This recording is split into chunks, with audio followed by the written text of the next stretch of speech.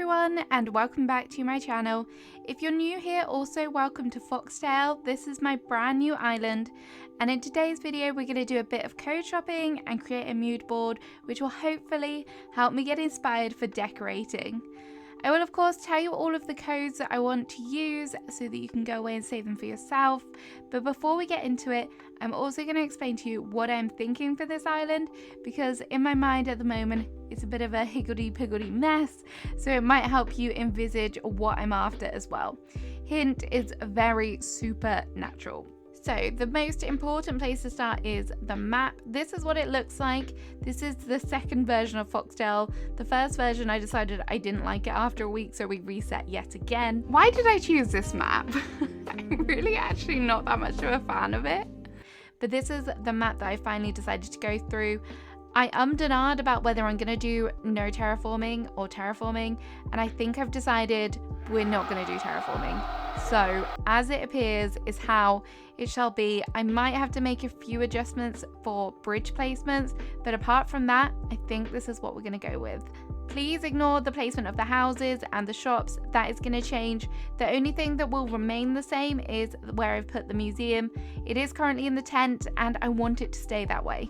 The reason why I ummed and ahed about terraforming or no terraforming on this island is because I want it to be a very natural forest core kind of island with a few little cottagecore elements in there, because I want it to feel like a nostalgic island that I would have done when I first started playing the game, and I was obsessed with dirt paths and flowers and overgrown and lots of trees, so I really want it to feel like that. And obviously no terraforming is quite restrictive, but maybe it'll be more of a challenge that way, so we'll see how it turns out. So another important part about island planning is obviously your villagers. These are the current villagers that I have. Bam and Faith were my starters.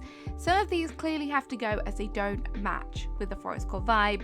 So I think we're gonna have to get rid of Bam. I'm sorry, I know some of you will hate me for this. A clumsy pumpkin being one of them, and Faith is gonna have to go. She's just too tropical. As adorable as she is, she's just not gonna fit. And Julian, I'm on the fence about Huck. I did just take him in a recent villager hunt, but I kind of want all of my villagers to be brown. This is my current dreamy list that I've just put together. Let me know in the comments if you have any suggestions for forest core villagers.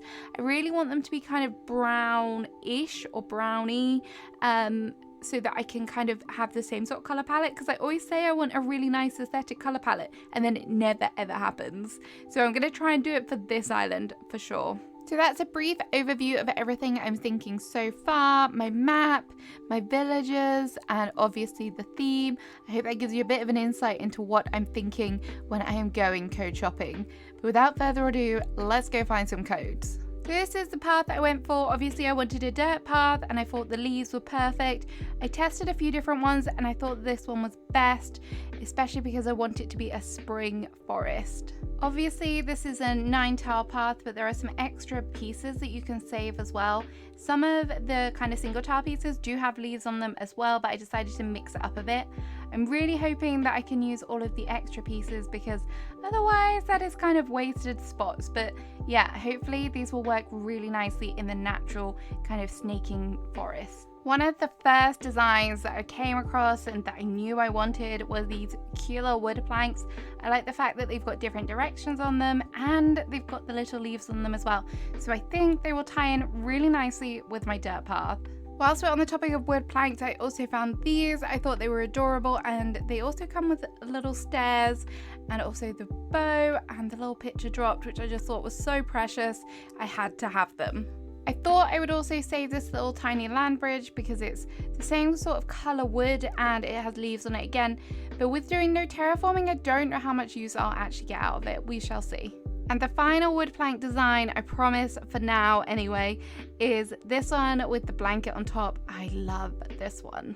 So I also wanted some brick path, a little bit distressed and worn down, so I went with this one on the left hand side, and then we've also got some cobblestones for dotting around, maybe kind of little path areas as well. We shall see.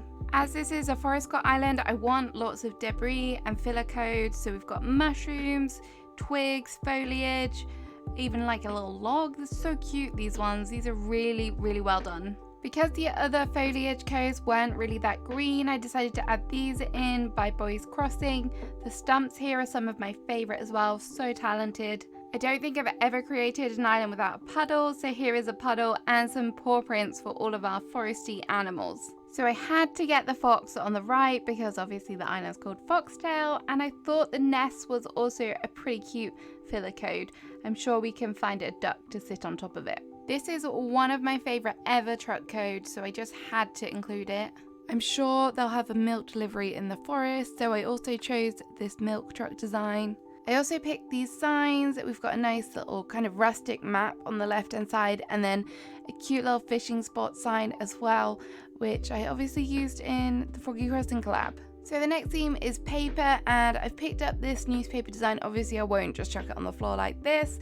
And also this green scatter paper design. Love the idea that someone's journaling all the things that they found in the forest. So it's time to get on to the codes, which are my favorites, the blankets and the fabrics. The first blanket I've got is this nice green mush one, which is kind of crochet, which I like. And then on the right, we have this overlapping green and cream stripe plaid blanket, which is so cute as well. And then obviously we need some cute fabric design. So I've got these, and I also decided to choose the blanket tassels by this creator because I love the little leaf detail on them. And there's something a bit different from what I've used before. These round blankets by the same creator are just perfect. I love the kind of ruffly crochet lacy edges on them. I chose these fabrics because I wanted a bit of contrast in the colours, so I've gone for some darker, more earthy tones with the browns, and also some different green colours. I really like polka dots, so that's coming home with me. I also have these ones. Obviously they're quite floral and just some interesting patterns which I've never really used before. Okay, this is the last fabric, I swear. And then I also decided to add an extra blanket tassel, just something that was a little bit more normal. But yeah, who can have too many fabric codes? And the final codes that I've saved is this lovely green stool design, and also these bottles, which is by my wonderful friend Cordy Doon. So that's the end of the codes. I thought I would just give you a little show of what they all look like together. So I placed them all down and made a little mood board. I've also added in some furniture that I might use that kind of fits with the theme, and also some trees, flowers, use some fence. I decided to go for the log fence and the olive tree bushes, which are just really cute. But making a mood board definitely helps you see everything and make you realize if anything's not working or if it's not quite how you envisioned it. So I think I definitely recommend doing that. I'm on the fence about the mush rug at the moment, but maybe we'll use it, maybe we won't. But that's the only thing that's really standing out to me at the moment, where I'm like, don't like that so much, but we'll see. So that's the end of the video. I hope you've enjoyed looking at Foxtail and what my plans are for it. I'm really excited to start building on this island and go back to my roots. It kind of feels like that's what's happening. Back to cottagecore, away from towncore. Let me know in the comments what you think about it. Do you have any suggestions for builds? I would love to hear them, and I shall see you again soon with another video. Bye bye!